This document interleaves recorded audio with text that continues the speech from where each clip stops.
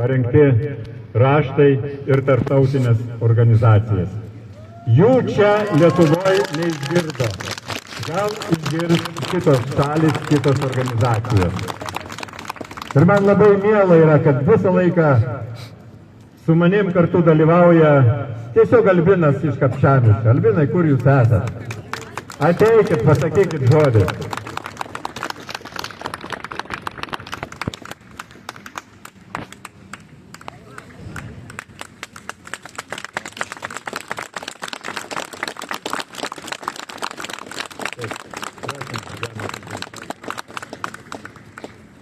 Aš galbūt trumpa savo kalba norėčiau gerbiamo prezidento paprašyti, kad jisai nesityčiotų iš Lietuvos žmonių ir Lietuvos miškų.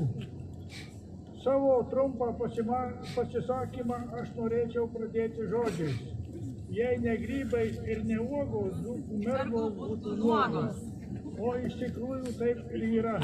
Kapčiamiesčio bei jo apylinkių žmonės yra glaudžiai susiję su mišku. Mikrofoną arčiau. Jie jį augino, prižiūrėjo nuo neatmenamų laikų.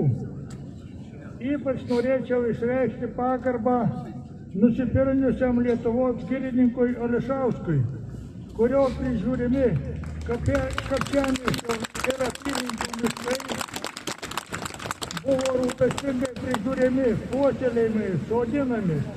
Buvo įrengta daug daigynų, kuriuose buvo auginama įvairiausių rūšių medžių bei krūmų. Atsimenu, kaip jis prašydavo pas pažįstamus žmonės, kad jam atvežtume gilių konkorėžių bei įvairių krūmų sėklų. Ir staiga lyg perkūnas iš giedro dangaus prieš Kalėdas gaudamas pranešimas, kad šitie prižiūrėti ir puoselėjami miškai bus traiškomi tankų vikšrais.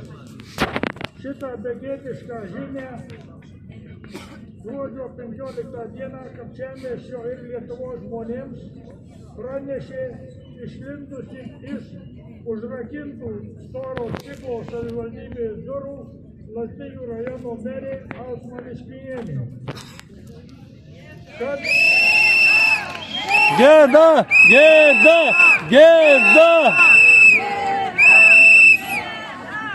Kad su jos, o ne žmonių sutikimu, Nacionalinio saugumo komiteto sprendimu, kurį pasirašė Nausėda, Olekas, Ruginienė, Kaunas, Vaikšnoras. Kapčiamiesčio apylinkėse nesiderinusi nei su Lenkija, Baltarusija, prie pat jų sienų bus įrengiamas poligonas. Žinau, kad paminėjus Baltarusiją mane išvardins vatniku, bet norėčiau pabrėžti, kad poligonas ten įrengtas, nepabijosiu to žodžio, PSRS laikais 1950 metais. Dar kartą noriu pabrėžti, kad šis poligonas prieš Kapčiamiesčio bendruomenės ir Lietuvos žmonių valią įrenginėjamas neteisėtai.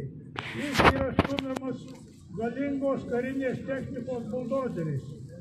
Todėl stovėdamas ant šios scenos prašau čia susirinkusių ir visų Lietuvos žmonių neleiskime naikinti Lietuvos miškų bei jų gyventojų, žvėrelių, paukščių, namų, o gyvybės paskutinių kurtinių buveinių.